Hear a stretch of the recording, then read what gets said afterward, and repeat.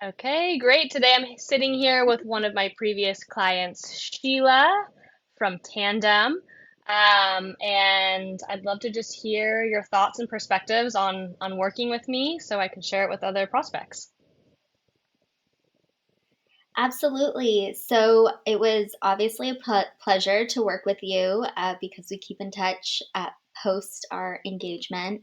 And I think one of the main things that really drew me to working with you was your confidence and enthusiasm and being able to express the potential of a company. And I think a lot of founders are looking for someone who really believes in them but also is their partner in this fundraising process because we are kind of on an island alone.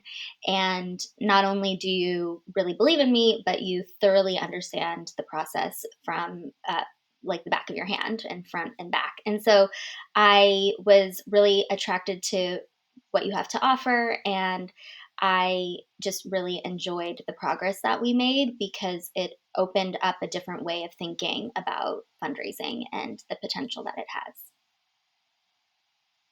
It's amazing. Thank you. That's so sweet. I actually haven't heard you say that. So that's very, very kind. Yeah, maybe just like results and what the structure tangibly got you. Yeah, so, one of the things that you provided to me was the fundraising playbook, and it was something that I didn't know that I needed because early stage fundraising strategy, what everyone tells you to do is like, oh, create your like ideal list of investors and do your research. And I had been working on that for a very long time. But when you actually start communicating with investors, they do work through a pipeline and it goes beyond research. It is actually understanding the conversations that you're having, what they want to know, and how you need to continue applying that to your future conversations. And so your fundraising playbook really um, sped up that structure for me and allowed me to make a lot of progress in just a few weeks because I had an organized way to refer to my notes, to keep track of who I was talking to, and not just look at this like never ending list of how am I going to get in touch with these people. It was also helpful to know this amazing amount of people that I have now been in conversation with, which is almost like up to 100 people, which is insane to think about. And I think really what um, another piece of what you provided was not moving away from like actually even talking about money and talking about the goals and the results that would be created with that money and being confident enough to kind of redirect the conversation that way with investors because a lot of them do want to just focus on dollar amounts, but then we need to be able to sort of control the conversation and talk about outcomes. And I think that was a lot of the work that we did. And because we increased the pace with which I was having conversations, I was able to actually implement changes literally day to day. And so, I went from having a few conversations a month to several conversations a week. And that has still been happening. And it's really a long game, but I'm happy that I am increasing the number of conversations that I'm having so that I can A, practice and become more confident, and B, build those relationships for the future when maybe I will need the money from that specific person. Totally. And can you share briefly? I mean, part of my passion is really helping female founders come into their power in these conversations. Can you share a little bit about how that might have impacted you?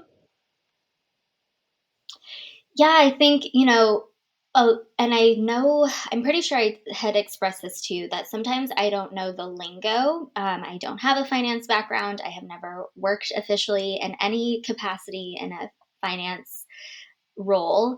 And most of the finance language that I know just is like personal finance. And so, although I understand the ins and outs of early stage fundraising, I didn't really understand how to express what is needed for the company without it sounding like a scarcity mindset. And literally, you just showed me how to portray the possibilities and again the potential of having financing and what it can offer back to the investor. And there's literally specific words that the industry uses, and it takes practice. And again, you can't just theoretically practice; you actually have to have conversations in order to build that in. And um, another thing that was really helpful was just talking to you before I would go to networking events to make sure I had all my facts straight, and I would be able to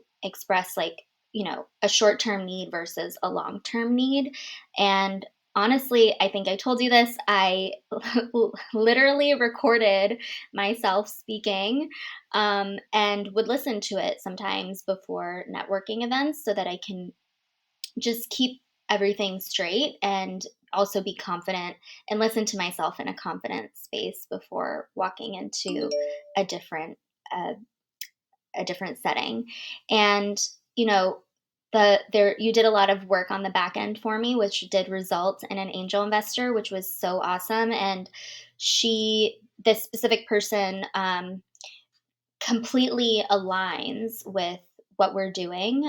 Her professional background totally just meshes with our long term goals. And what I'm realizing again in this process is your network really is your net worth. And there was no way that I would have met her without you, even though we have such similar interests. Thank you. This is